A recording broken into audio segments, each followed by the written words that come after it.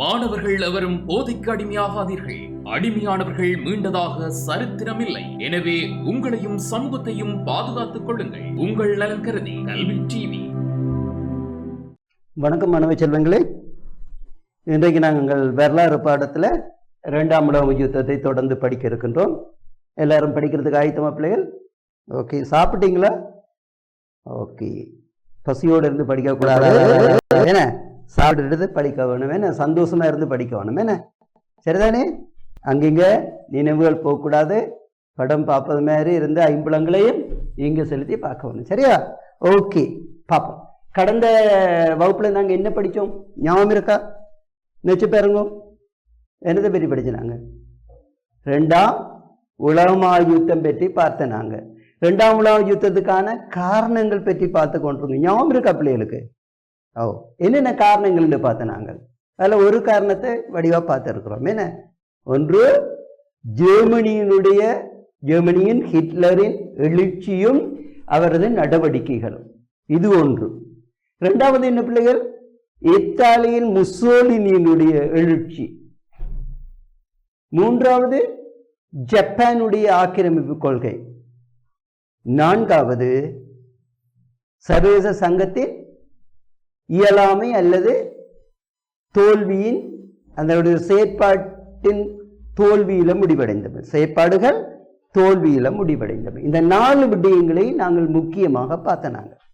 ஏன்னா அதுல விளக்கப்படுத்த நான் உங்களுக்கு ஜெர்மனியினுடைய ஹிட்லருடைய எழுச்சியும் அவனுடைய செயற்பாடுகளும் நாங்கள் பார்த்தனாங்க.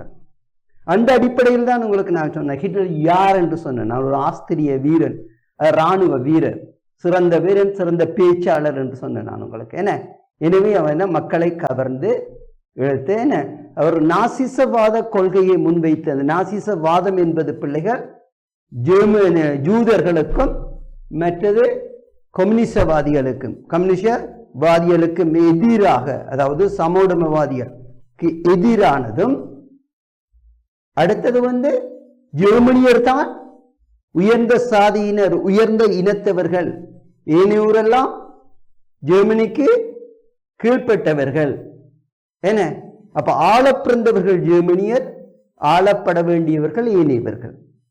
அத்தோடு ஒவ்வொரு ஜெர்மனியரும் நாட்டை உயிராக நேசிக்க வேண்டும் என்றும், நேசிப்பது மட்டுமல்ல, விசுவாசமா நடப்பது மட்டுமல்ல, அவர்கள் ஒவ்வொருவரும், ஒவ்வொரு ஜெர்மனியனும் என்ன தன்னுடைய எதிரிகளை கொலை செய்ய வேண்டும், அழிக்க வேண்டும்.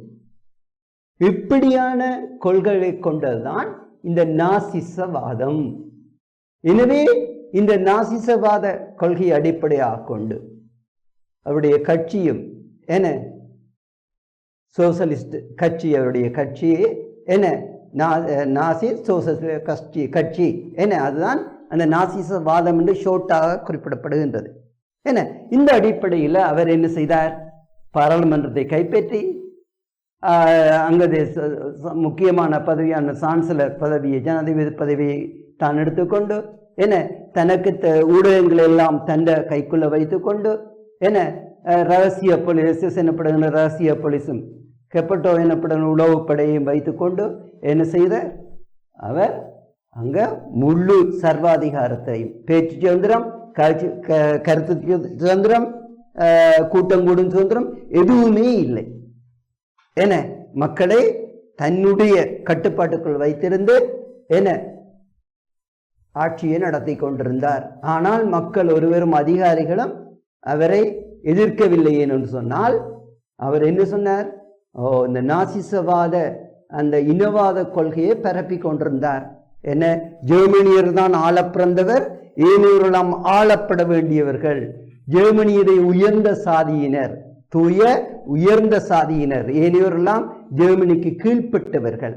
அடுத்தது ஜெர்மனியர் ஒவ்வொருவரும் நாட்டில் விசுவாசம் கொண்டிருப்பது மட்டுமின்றி தன்னுடைய எதிரியை கொலை செய்ய வேண்டும், அழிக்க வேண்டும். இப்படியான இனவாதத்தை ஏற்படுத்தி மட்டுமல்ல, அவர் என்ன செய்தார்? உறுதிமொழி கொடுத்தார், ஜெர்மனியை பெரிய வல்லரசாக்குவேன்.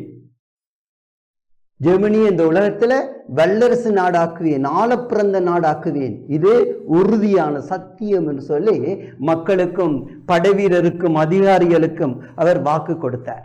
நான் அப்படி ஆக்கி காட்டுவேன், ஜெர்மனியர்கள் ஆளப்பிறந்தவர்கள் என்பதை ஆக்கி காட்டுவேன் என்று சத்தியம் கொடுத்தபடியினால ஜெர்மனியை அவர்கள் ஒருவருமே ஹிட்லரை எதிர்க்கவில்லை. எதிர்ப்போர் கொன்றொழிக்கப்பட்டனர். எனவே ஹிட்லர் என்ன செய்தார்? எல்லா அதிகாரங்களையும் தன்னுக்குள்ள வைத்துக் கொண்டு ஜெர்மனியை வீறு கொண்ட நாடாக மாற்றினார். படைபலம் அடுத்தது பொருளாதார பலம், எல்லாவற்றிலும் ஜெர்மனியை வளர்த்தெடுப்பதில் அக்கறை கொண்டு செலுத்தினார். அதே நேரத்தில் தன்னை எதிர்ப்பவர்களையும், அதே நேரத்தில் தன்னுடைய பரம எதிரிகளாக ஜூதர்களையும், இன்றைக்கு இஸ்ரேலியல் எனப்படுகின்ற அந்த இஸ்ரேல் நாட்டினுடைய சொந்த இனங்களான ஜூதர்கள், முன்னர் நான் உங்களுக்கு சொல்லியிருக்கின்றேன், சிலுவை போரின் போது ஏற்பட்ட தோல்வியினால் ஜூதர்கள் எல்லாம் சிதறடிக்கப்பட்டனர் உலகம் முழுக்க. அகதியலா போயினர். ஜெர்மனியில பல்கி பெருகி அவர்கள் அறிவாளிகளாக மாறினர், விஞ்ஞானிகளாக மாறினர், சிறந்த ஆற்றல் உள்ளவர்களாக மாறினர். இதை ஹிட்லரால் பொறுக்க முடியவில்லை. எனவே அவர் ஜூதர்களை கொன்றொழிப்பதில் முக்கிய குறிக்கோள் கொண்டிருந்தார். சரியா பிள்ளைகள்? எனவே ஜூதர்களை அநியாயமாக கொன்றுழைத்தார். அதான் அவர் கொன்ற இந்த இதுகள் தான் இங்கே இருக்கிறது பாருங்க. அவர் கொன்றவர்களுடைய அணிந்த மோதிரங்களை தொகையை பாருங்க. அப்ப இவ்வளவு பேரை கொன்றிருக்க பாருங்க பிள்ளைகள். அவர்கள் அணிந்த சப்பாத்துகளை பாருங்க. பாத்தீங்களோ? இந்த சிறுவர்களை கூட அவர் விட்டு வைக்கவில்லை. இங்க பாருங்க, சிறுவர்கள், பச்சிளம் குழந்தைகள், இங்க பாருங்க அநியாயம். அவருடைய உடம்பு பாருங்க பிள்ளைகள். சாப்பாடு இல்லாம வதை முகாம்களில் குழந்தைகள் கூட சித்திரவதைப்படுத்தப்பட்டு உணவு அளிக்கப்படாம இங்க எலும்பும் தோலுமா இருக்கிறார்கள் பாருங்க பிள்ளைகள். என்ன இவ்வளவு கொடூரமாக இந்த ஹிட்லர் இனத்துவசத்தோடு நடந்து கொண்டார் பிள்ளைகள். இங்க பாருங்க, இந்த பிள்ளைகள் எல்லாம் பாருங்க, பச்சிளம் குழந்தைகள், இங்க பாருங்க. அப்ப எவ்வாறு கொன்றுழைத்தார்? சித்திரவதை செய்தார், உணவு போடவில்லை. இதே நேரத்தில் அறைகளில் பூட்டி வச்சிருந்து நச்சு புகை விட்டார். அதே நேரத்தில் அந்த அறைகளுக்குள்ள பூட்டி வைத்து தண்ணீரை விட்டு தண்ணீர் நிறைய நிறைய மூச்சு திணறி அவர்கள் சாக வைத்தார். வீட்டில் இருந்தவர்கள் சுட்டு கொண்டார். அதே நேரத்தில் அரைகுறையாக உயிரோடு இருந்தவர்களை கூட அப்படியே கொண்டு போய் புதைகளுக்குள்ள புதைத்தார். இப்படியான மிக கொடூரமான செயல்களை எல்லாம் ஜூதருக்கு எதிராக ஹிட்லர் மேற்கொண்டார். அத்தோடு இந்த பொதுவுடைமைவாதிகளான இந்த கம்யூனிசவாதிகள், அவர்களையும் இவர்களை கண்ணில் காட்ட முடியவில்லை. அவர்களையும் ஒழிப்பதில் ஜூதர் முக்கிய கவனம் செலுத்தினார். இதனுடைய சிறை முகாமாக நாங்கள் பார்க்கலாம். இந்த சிறை முகாம்கள் மிக பேர் பெற்றனமாக விளங்குகின்றன. நீங்கள் பார்த்தீங்கன்னு சொன்னால் அதை பேர் கேட்பார்கள். பிள்ளையர் கவனமா இருக்க வேண்டும். இங்கே அவுட்விட்ஸ், அடுத்தது டர்கன் பெல்ஷன், பெல்ஷேக், செவிப்போர் போன்றவை அத்தகைய கொடூரமான முகாம்களாக, சித்திரவதை முகாம்களாக பிள்ளைகள் இருந்தன. விளங்குதானே? இதே நேரத்தில் அண்டை நாடுகளை ஆக்கிரமிக்க வேண்டும். ஜெர்மனி இந்த நாட்டின் ஐரோப்பாவில் மட்டுமல்ல உலக வல்லரசாக திகழ வேண்டும் என்ற போக்கில அவர் தலை தெறிக்க தன்னுடைய சர்வாதிகார போக்கில செயற்பட முற்பட்டார். என்ன அண்டை நாடுகளான பிரான்ஸ், அங்கால பிரித்தானியா, இங்கால ரஷ்யா முக்கிய எதிரி நாடுகளாக அவருக்கு இருந்தது. இதே நேரத்தில் போலந்து, பக்கத்தில் இருந்த போலந்து நாடு, அதே நேரத்தில் செக்கோஸ்லோவாக்கியா அந்த நாட்டை இரண்டாக பினரீதியாக பிரித்தார். இரண்டாக பிரித்து ஜெர்மனியர் என்றும் சுட்டன்பெர்க் என்ற ஒரு பகுதியாக பிரித்து ஆட்சி செய்தார். பிறகு அது ரெண்டையும் ஒன்றாக இணைத்து ஜெர்மனியோடு இணைத்துக் கொண்டார். என இப்படியாக அவர் என்ன செய்தார்? ஆக்கிரமிப்பு கொள்கையோடையும் அதே நேரத்தில் இனத்துவசத்தோடையும் ஜெர்மனியை பலத்தெடுத்துக் கொண்டிருந்தார். இந்த நேரத்தில் இவர் இப்படி நடந்து கொண்டிருக்க, இவர் உலகமா யுத்தத்தை ஏற்படுத்துவதில் முக்கியமானவராக இவர் செயற்பட்டுக் கொண்டிருந்தார். சர்வதேச சங்கத்தை மதிக்கவில்லை. எந்த நாடுகளுடைய உரிமைகளையும் அவர் செவிமடுக்கவில்லை. ஜெர்மனியரை தான் ஆள பிறந்தவருடைய இன்னத்துவசத்தோடு எல்லாரையும் கொன்றளிக்க வேண்டும் என்ற அடிப்படையில இவர் செயற்பட்டு கொண்டிருந்தார் பிள்ளைகள். சரியா? இப்படி இருக்கும் போது அப்ப இரண்டாவது உலக யுத்தம் தொடங்குவதற்கு மிக மூச்சாக செயற்பட்டவர் இந்த ஹிட்லர். அப்ப இவருடைய செயற்பாடு தான் இரண்டாம் உலக யுத்தம் தோன்றுவதற்கு காரணமா இருந்தது. ஏன் என்று சொன்னால், ஜெர்மனியில ஹிட்லர் இப்படியான முனைப்போடு செயற்படும் போது ஏனைய நாடுகளும் பயந்தன. என தங்களையும் இவர் பிரான்ஸ் பக்கத்தில் இருந்த பிரான்ஸ் தன்னை ஆக்கிரமித்து விடக்கூடும். அதே நேரத்தில் பிரான்ஸ் ஆக்கிரமித்தால் பக்கத்தில் இருக்கிற பிரித்தானியா, வல்லரசான பிரித்தானியாவும் தாக்கப்படும். இதே நேரத்தில் அங்கால இருந்த ரஷ்யாவும் நிச்சயமாக தாக்கப்படும். என்றால் தன்னுடைய பரம எதிரி ரஷ்யா, கம்யூனிசவாதிகள், சமோடமவாதிகள். எனவே அவர்களும் சுற்றி வளைத்த நாடுகளும் தம்மை பலப்படுத்துவதில் முக்கிய பணியாற்றின, செயற்பட தொடங்கின. ஆகவே இரண்டாம் உலக யுத்தம் தோன்றுவதற்கான நிழல் பெருகிக் கொண்டிருந்தது. இன்றைக்கு எப்படி மூன்றாம் உலக யுத்தம் ஆரம்பிப்பதற்கு இன்றைக்கு இஸ்ரவேலுக்கும் ஏனைய அரபு நாடுகளுக்கும் இடையில யுத்தங்கள் மூழ்வதற்கு விளிம்பில் நிற்பது போன்று, அதே நேரத்தில் அங்க அரபு நாடுகள் மட்டுமல்ல, இந்தியா, சீனா, இந்தியா, பாகிஸ்தான், என்ன அங்கள வடகொரியா, தென்கொரியா, என்ன இப்படியாக இது மட்டுமின்றி இன்றைக்கு வல்லரசு நாடான ரஷ்யா, அடுத்தது உக்ரைன், இன்றைக்கு பெரிய போர்கள் அங்கு இடம்பெற்றுக் கொண்டிருக்கின்றன. இன்றைய பிபிசியினுடைய முதல் நாள் அறிவிப்பிலும் நாம் பார்த்திருப்போம். அங்கு ரஷ்யா தன்னை பாதுகாத்துக் கொள்வதற்கு அணு ஆயுதங்களை பயன்படுத்தவும் தயாராயிருக்கின்றது என்ற செய்தியையும் வெளியிட்டிருப்பதாக அறிந்தேன். என்ன ஆகவே இன்றைக்கு அணு ஆயுதங்களை, நியூக்ளியர் வெப்பன்ஸை பயன்படுத்துகிறதுக்கு எல்லா நாடுகளும் இன்றைக்கு முக்கியமாக தயாராக இருந்து கொண்டிருக்கின்றன. எனவே மூன்றாம் உலக யுத்தம் ஒன்று ஏற்பட்டால் கண்ணை முடிப்பதற்கு எல்லாம் சாம்பல் ஆகிவிடும். இதே நிலைதான் அன்றும் இரண்டாம் உலக யுத்தம் இடம்பெறும் போது இருந்தது பிள்ளைகள். ஜெர்மனியினுடைய இந்த அத்துமுறிய செயற்பாடுகளும் ஆக்கிரமிப்பு கொள்கைகளும் இனவாத துவசங்களும் என அதே நேரத்தை எதிரிகளை அநியாயமாக கொன்றொழிப்பதும் மக்களை அடிமைப்படுத்தி வைத்திருப்பதும் ஜெர்மனியுடைய இந்த செயற்பாடுகள் இரண்டாம் உலக யுத்தத்துக்கு வழிவகுத்தது.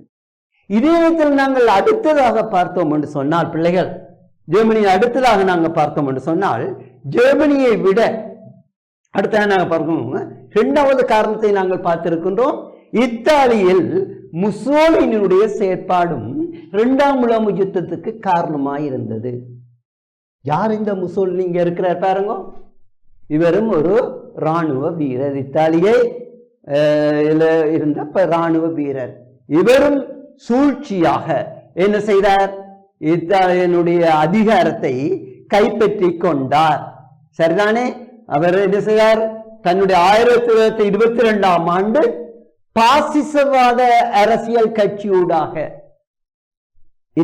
ஜெர்மனி நாசிசவாதம், இவர் பாசிசவாத அரசியல் கட்சி ஊடாக பிள்ளைகள் இவர் தன்னுடைய இத்தாலியை தன்னுடைய ஆட்சியின் கீழ் கொண்டு வந்தார் 1922ஆம் ஆண்டு பிள்ளைகள். சரியா? அந்த பாசிசவாதம் என்ற கொள்கையும் பிள்ளைகள் இந்த நாசிசவாதம் போன்றதுதான். இனவாத கொள்கையும் அடக்குமுறைகளும், இனவாத கொள்கைகளும் அடக்குமுறைகளும். ஜெர்மனியை போன்ற இத்தாலியும் தானும் பெரிய வல்லரசாக மாற வேண்டும், தானும் ஐரோப்பாவில் பலங்கொண்ட நாடாக இருக்க வேண்டும், ஐரோப்பாவுக்கு வெளியில தானும் குடியேற்றங்களை வைத்திருக்க வேண்டும், பிரித்தானியாவுக்கு போட்டியாக தானும் செயற்பட வேண்டும் என்ற நோக்கத்தோடு இந்த பாசிசவாத கொள்கையை வைத்துக் கொண்டு இந்த முசோலினி ஆட்சியை 1922ஆம் ஆண்டு கைப்பற்றி கொண்டார். அப்ப அவர் கைப்பற்றிய போது முதலாம் உலக யுத்தத்தினால இத்தாலியம் பாதிப்படைந்திருந்தது. அங்கும் உணவு தட்டுப்பாடு ஏற்பட்டது, அங்கும் பஞ்சம் நிலவியது, அங்கும் வேலையில்லா பிரச்சனை ஏற்பட்டது, அங்கும் பொருளாதார நெருக்கடி உருவானது. இத மக்கள் எல்லாம் உணவுக்காகவும் வேலைக்காகவும் தங்குமிடத்திற்காகவும் போராடத் தொடங்கினார்கள். வீதியில் இறங்கி எவ்வாறு ஜெர்மனியில மக்கள் போராடினார்களோ அதே போன்று வீதியில் இறங்கி இரண்டாம் உலக யுத்தத்தின் பின்னர் இந்த இத்தாலியிலும் போராட்டங்கள் ஏற்பட்டன. என்னத்துக்காக? உணவுக்காக. அடுத்தது வேலைக்காக. அடுத்தது அமைதியாக வாழ்வதற்காக. எனவே போராட்டங்களை ஆரம்பிக்கப்பட்டன. இந்த நிலையை வைத்துக் கொண்டுதான் இவர் அதிகாரத்துக்கு வந்தார்.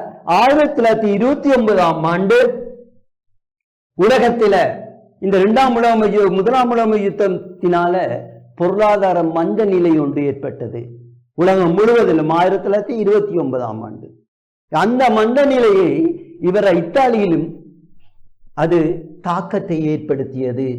இதனால முசோலினியால அதனை கட்டுப்படுத்த முடியவில்லை.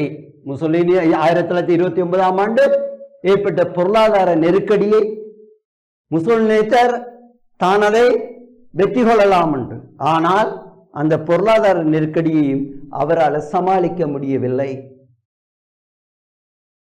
இத்தாலியில பெரும் போராட்டம் ஏற்பட்டது. ஆனாலும் முசோலினி இந்த தன்னுடைய அதிகாரத்தை சர்வாதிகார எவ்வாறு ஜெர்மனியில ஹிட்லர் சர்வாதிகார அதிகாரத்தோடு நடந்து கொண்டாரோ அதே அதிகாரத்தை பயன்படுத்தி கொண்டு அங்கேயும் பேச்சு சுதந்திரம் இல்லை, கருத்து வெளியிடும் சுதந்திரம் இல்லை, கூட்டம் கூடும் சுதந்திரம் இல்லை. அங்கும் அடிமைத்தனத்தை ஏற்படுத்தி கொண்டு சர்வாதிகாரத்தை ஏற்படுத்தி கொண்டு செயற்பட்டார். இதே நேரத்தில் இத்தாலியை வெளிநாடு குடியேற்ற பெறுகின்ற நாடாகவும் மாற்றியமைக்க வேண்டும் என்பதற்காக பிரித்தானியா போன்று 1870ஆம் ஆண்டு ஐரோப்பாவுக்கு வெளியே இத்தாலியை குடியேற்றங்களை பெறுவதில் பிரித்தானியோடு போட்டி போட்டது. அதன் அடிப்படையில் முதலாம் உலக யுத்தம் முடிவிற்ற பின்னர் கூட எவ்வாறு ஜெர்மனி ஐரோப்பாவில் வல்லரசு நாடாக மாற வேண்டுமோ அதே போன்று இத்தாலியையும் வல்லரசு நாடாக மாற்றுவது மட்டுமின்றி ஐரோப்பாவுக்கு வெளியேயும் குடியேற்றங்களை கொண்ட பலம் வாய்ந்த நாடாக பிரித்தானியாவுக்கு சமனான நாடாக மாற வேண்டும் என்ற கொள்கையோடையும் இவர் முசோலினி செயற்பட்டார். இதன் அடிப்படையில் 1900 நாங்க பார்க்கலாம் 36 முசோலினி இந்த ஆப்பிரிக்காவினுடைய அபிசீனியா அல்லது இன்றைய எத்தியோப்பியாவை கைப்பற்றி கொண்டார். சரிதானே? கைப்பற்றி கொண்டதோடு மட்டுமல்ல, அவர் செய்த அடுத்த செயற்பாடு என்னன்னு சொன்னால் இந்த ஜெர்மனியின் சர்வாதிகாரியான ஹிட்லரோடு நட்பு கொண்டார், ஃப்ரெண்ட்ஷிப்பாக மாறினார். அப்ப இதுல நீங்க பார்க்கலாம், இதே போல இணைந்து கொண்ட முசாப்ப பின்னர் ஹிட்லருடன் இணைந்து கொண்ட முசோலினி பாசிச அதிகாரத்தை மென்மேலும் வியாபிக்கும் நோக்குடன் இரண்டாம் உலக யுத்தத்தில் இணைந்தார். அப்போது நாசிசவாத பாசிசவாத முகாம்கள் 2 முகாம்கள் உருவாகின. நாசிசவாதமும் பாசிசவாத முகாம்கள் இங்கிலாந்து, ஐக்கிய அமெரிக்கா, ரஷ்யா உள்ளிட்ட சில நாடுகளுக்கு எதிராக யுத்தம் புரிந்தன. விளங்குதா பிள்ளைகள்? ஆகவே யுத்தம் புரிந்தன.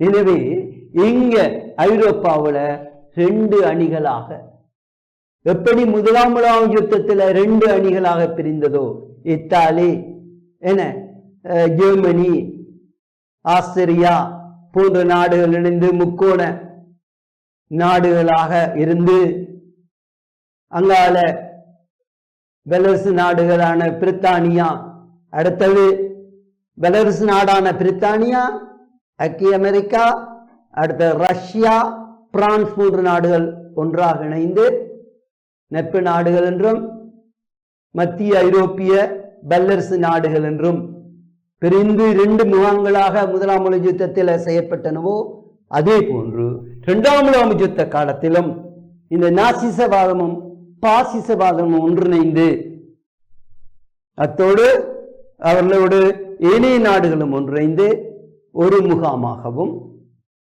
அதை அச்சு நாடுகள் என்று கூறலாம்.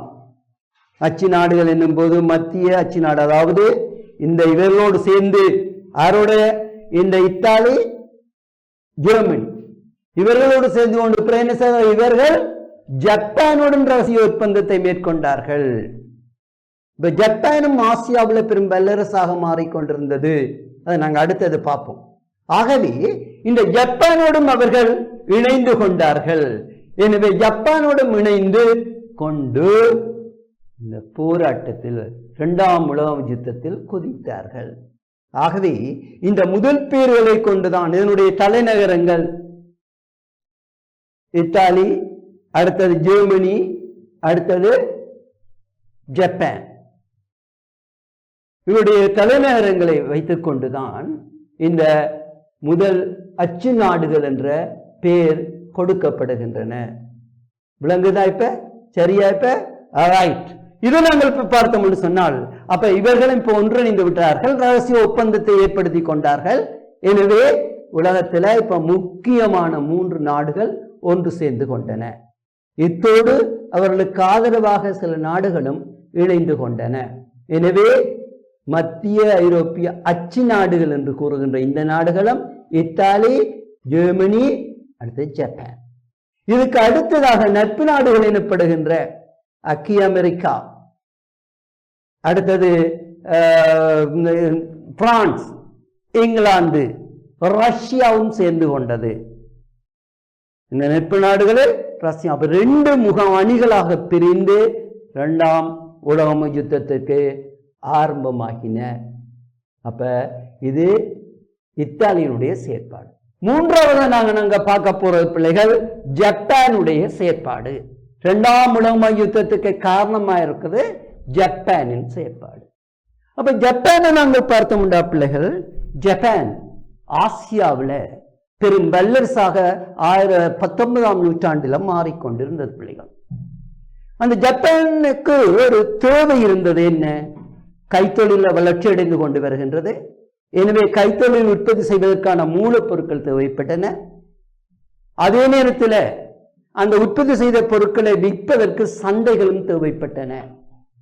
எனவே ஜப்பான் மூலப்பொருட்களை வேறு நாடுகளில் தான் பெற வேண்டும்.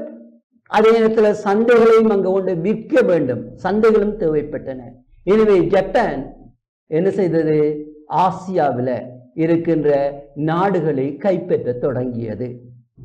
அப்ப கூடுதல் நீங்க பார்க்கலாம், பிரித்தானியா பல்வேறு குடியேற்றங்களை வைத்திருந்தது. அப்ப ஆசியாவில் அதிகமான குடியேற்றங்கள் பிரித்தானியாவுக்கு சொந்தமாக இருந்தது. ஆனால் இன்றைக்கு ஜப்பான் என்ன செய்கின்றது? தன் மூலப்பொருட்களை பெற வேண்டும், முடிவுப் பொருட்களை விற்க வேண்டும்.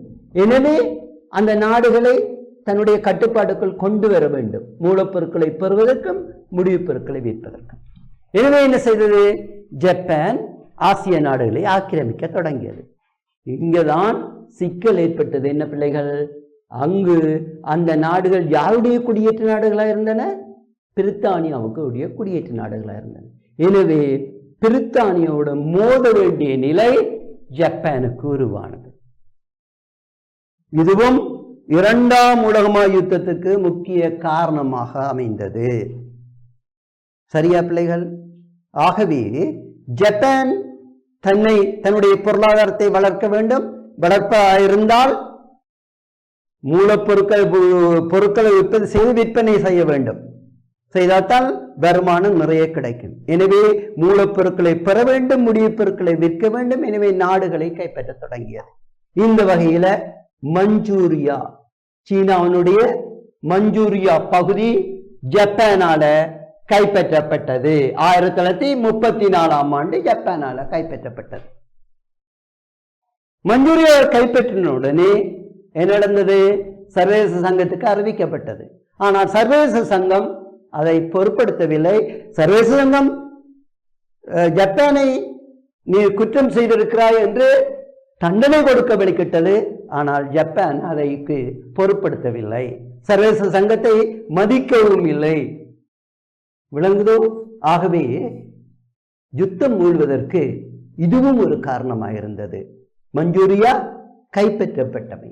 இப்படியாக பிள்ளை ஜப்பானுடைய செயற்பாடும் இங்கால இரண்டாம் உலக யுத்தம் ஆரம்பிப்பதற்கு காரணமாயிருந்தது. அதே நேரத்தில் ஜப்பான் வல்லரசாக மாறிக்கொண்டிருப்பதை ஜப்பான் இந்தியா வரை ஆக்கிரமிக்க தொடங்கியது.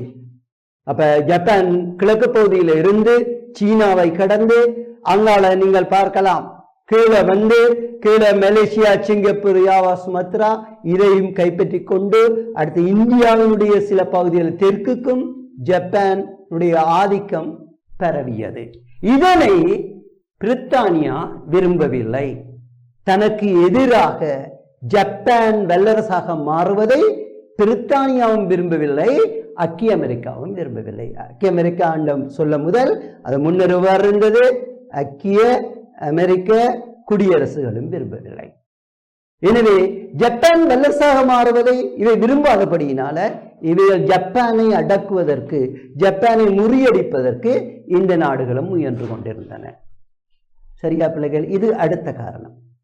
இறுதியாக நாங்கள் பார்க்கின்ற காரணம் பிள்ளைகள் சர்வதேச சங்கத்தின் பலவீனம்.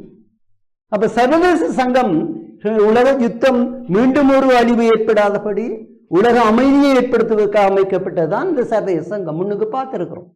இந்த சர்வதேச சங்கத்தினுடைய பலவீனம் அதை நாங்கள் முன்னுக்கே படித்து இருக்கிறோம். என்ன பலவீனம்? 2 சதவீதங்கள் முடிய முதலே நல்ல வடிவா செயற்பட்ட சர்வதேச சங்கம் 20 ஆண்டுகளுக்கு முடிய முதலே சர்வதேச சங்கம் பலவீனம் அடைந்தது. அது ஏன் என்று பார்த்திருக்கிறோம். ஞாபகம் இருக்கா? ஒன்று, சர்வதேச சங்கத்தை சில நாடுகள் கணக்கெடுக்கவில்லை. அமெரிக்கா சர்வதேச சங்கத்தில் சேரவில்லை.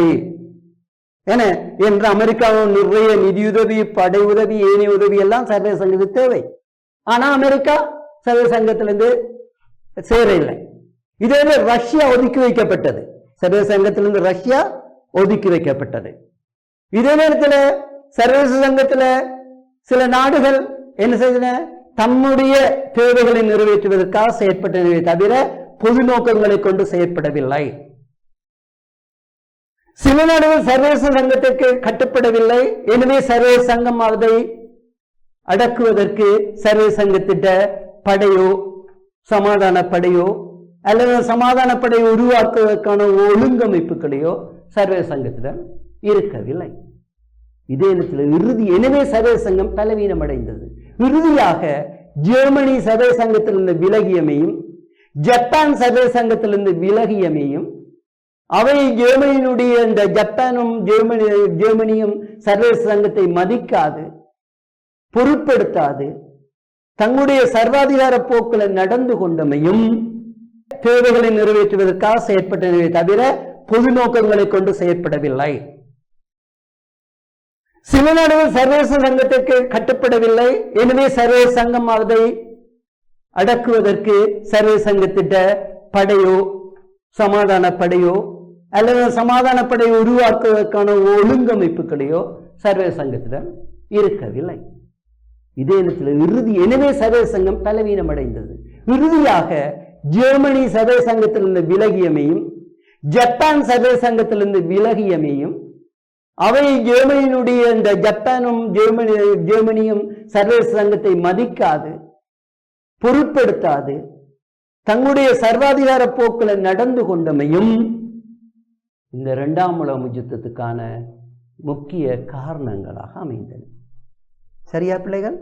அப்ப இன்றைக்கு நாங்கள் படித்தது 2ஆம் உலக யுத்தத்துக்கான முக்கியமான காரணங்கள் அவை. ஒன்று, ஜெர்மனியினுடைய ஹிட்லருடைய எழுச்சியும் ஆக்கிரமிப்புகளும். இது நாங்க பார்த்து இருக்கிறோம் பிள்ளைகள், உங்களுக்கு தெரிய வேண்டும். ஹிட்லருடைய எழுச்சியும் ஆக்கிரமிப்புகளும் நாங்கள் இவர் தான் ஹிட்லர் பார்த்திருக்கிறீங்க. படத்தை போட்டு கேள்வி கேட்பார், கவனம். 2வது என்ன பார்த்த நாங்கள்? இந்த இத்தாலியினுடைய முசோலினுடைய செயற்பாடு நாங்கள் பார்த்த. நாங்கள் இத்தாலியில இவர் இருக்கிற பார்த்துக்கொள்ளுங்க. 3வது பார்த்த நாங்கள் இந்த ஜப்பானுடைய செயற்பாடு நாங்கள் பார்த்திருக்கிறோம். 3வது ஜப்பானுடைய செயற்பாடுகளை பார்த்திருக்கிறோம். 4வது இந்த சர்வதேச சங்கத்தினுடைய பலவீனம். இதை விட பல காரணங்களும் உண்டு. நாங்கள் இந்த 4 தான் முக்கியமானவையாக கருதுகிறோம். சரியா பிள்ளைகள்? அடுத்ததாக பார்க்க போகிற விடயம் 2ஆம் உலக யுத்தம். இது ஆரம்பிப்பதற்கான காரணங்கள், 2ஆம் உலக யுத்தம் எவ்வாறு ஆரம்பிக்கப்பட்டது. இப்ப இது ஆரம்பிப்ப காரணங்கள், ஆனால் ஆரம்பித்தது எவ்வாறு ஆரம்பிக்கப்பட்டது அதை நாங்கள் பார்க்க வேண்டும்.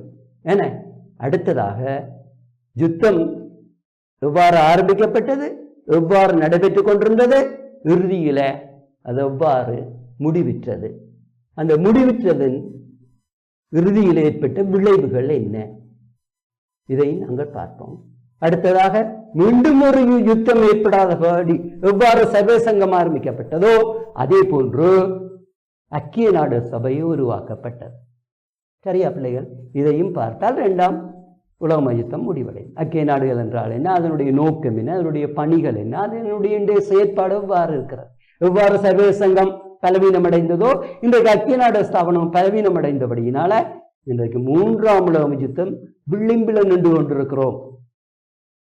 என்ன, கிழக்கே ஜப்பான், வட கொரியா தென்கொரியா, தெற்குல இந்தியா பாகிஸ்தான், இந்தியா சீனா, மத்திய கிழக்கில் இஸ்ரேல், அரபு நாடுகள், வடக்கே ரஷ்யா உக்ரைன். என்ன பிள்ளைகள், கண்ணை மூடி முழிக்கிறதுக்கு இடையில உலகம் அழியும். என்ன பிள்ளைகள்? ரைட். அடுத்த வகுப்புல பார்க்கும் பேரு உங்களிடமிருந்து விடைபெறும் ஆசிரியர்னா வணக்கம் பிள்ளைகள். நன்றி. கல்வி டிவியில் புத்தம்புது நிகழ்ச்சிகளை உடனுக்குடன் பார்த்து மகிழ எமது Facebook மற்றும் YouTube பக்கத்தை லைக் செய்யுங்கள்.